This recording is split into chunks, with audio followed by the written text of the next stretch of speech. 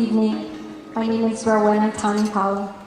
When I was 25, I had an abortion.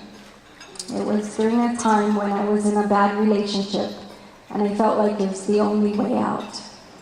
After that, I pushed it down deep, and I carried the guilt and the shame of taking the life of my own child. Fortunately, I've been blessed. One of my good friends invited me to a place for women in YPO and introduced me to the post-abortive classes that they have there. And it was a place where I learned about God's grace and mercy.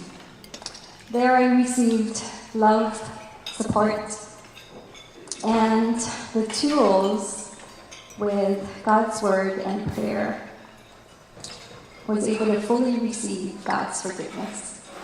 So I'm free of the guilt and shame of my abortion.